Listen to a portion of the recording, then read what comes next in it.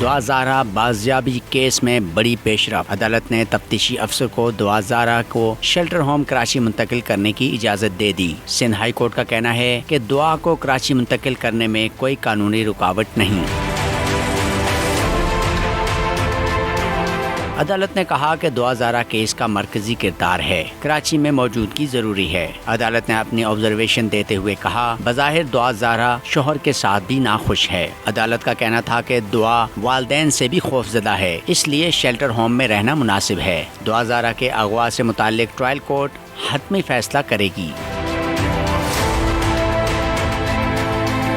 اس سے قبل دعا زہرا مبینہ اغوا کیس میں تفتیشی افسر نے رپورٹ سٹی کورٹ کراچی میں جمع کرائی تھی۔ عدالت میں تفتیشی افسر کا کہنا تھا کہ مغویہ کو بازیاب اور ظہیر کی گرفتاری کے لیے ٹیم پنجاب میں موجود ہے، چالان اور ملزمان کو پیش کرنے کے لیے مہلت دی جائے۔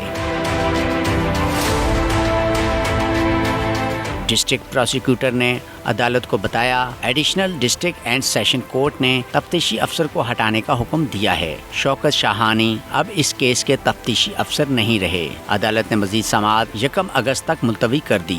گزشتہ روز دعا زہرا لاہور کے دارالعلومان منتقل ہو گئی تھیں۔ دعا زہرا کا کہنا تھا کہ شوہر سے تعلقات ناخوشگوار ہیں۔